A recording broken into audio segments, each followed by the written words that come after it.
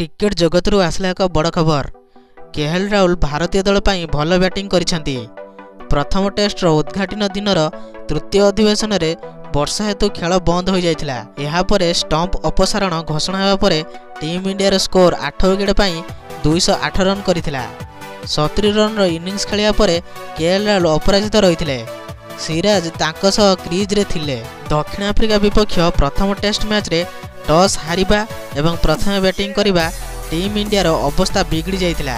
भारतीय दलर बैटर माने आफ्रिकार बॉलर विपक्ष में ठिया होई पारि नथिले।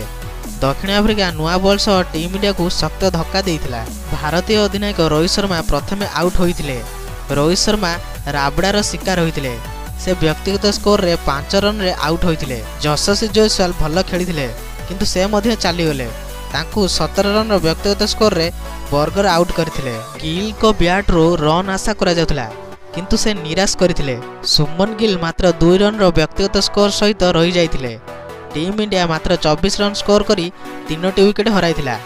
एठारु बैटर कोहली एवं श्रेयस अय्यर को ऊपर एक बड़ दायित्व थिला। मिलित भावे सेमाने 50 रु अधिक स्कोर करथिले। किछि आकर्षणीय शॉट मध्ये देखिया को मिलथिला। मध्याह्न भोजन सुधा भारतर स्कोर 91 रे 3 थिला। कोहली 33 रे एवं आयर 31 रे बैटिंग करुथिले। मध्याह्न भोजन पर द्वितीय अधिवेशन आसिया मात्रे टीम इंडिया श्रेयस अय्यर को विकेट हराइथिला। से 31 रन स्कोर करिया परे राबड़ार शिकार होइथिले। तांको परे कोहली मध्ये 38 रन स्कोर करिया परे आउट होइथिले। 8 रन स्कोर करिया परे अश्विन आउट होइथिया बेले भारतर अवस्था आहुरी खराब होइथिला। एठारु केएल राहुल एवं शार्दुल ठाकुर इनिंग्स रे आगो को नैथिले। केएल राहुल क्रीज रे थिले। जा समय पर्यंत स्कोर 7 विकेट हराई 176 रन थिला। राहुल 39 रे एवं बुमरा 0 रे खेलुथिले। राबड़ा 5टी विकेट नै 573 विकेट नैचंती। केएल राहुल गोटे प्रांतरु चमत्कार बैटिंग करी 150 स्कोर करी दलर स्कोर को 200 रु अधिक नैथिले।